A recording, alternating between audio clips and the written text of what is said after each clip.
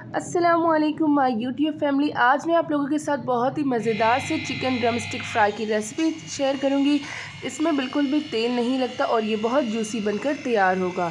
तो यहाँ पर मैंने 1 किलो ड्रम स्टिक लिया है। अच्छे से इसे साफ़ धोकर इसको खुश्क कर कर इसमें हमने गहरे कट लगाने हैं। तो यहाँ पर हमने गहरे कट लगा लिए हैं। अब हम इसकी मैरिनेशन तैयार करते हैं।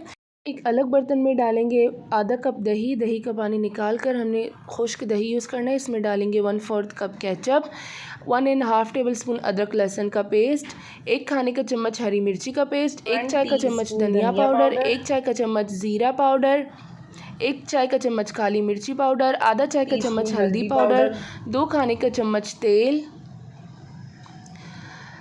तंदूरी मसाला 1 चाय का चम्मच, नमक हस्बे जायका, 2 खाने का चम्मच नींबू का रस डालेंगे और इसे अच्छे से मिक्स करेंगे। तो यहाँ पर हमने इसे अच्छे से मिक्स कर लिया है। अब हम इसमें ड्रम स्टिक डालेंगे और इसे अच्छे से मिक्स करेंगे। यहाँ पर मैंने अपना बर्तन चेंज कर लिया। अब हम इसे इसमें बड़े से बर्तन में डालकर इसे अच्छे से मिक्स करेंगे। अब हम इसको 2 घंटे मैरिनेट करने के लिए रख देंगे। तो यहाँ पर 2 घंटे हो गए हैं। अब हम पैन में थोड़ा सा तेल डालेंगे और इसमें ड्रम स्टिक डालेंगे।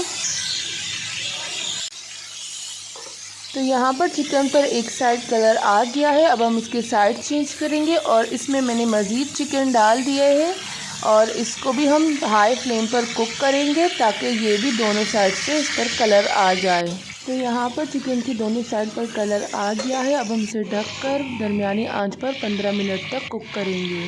हमने इसे यहाँ पर तकरीबन 15 मिनट तक कुक कर लिया है। चिकन हमारा रेडी है। अब हम इसे निकाल लेंगे एक अलग बर्तन में।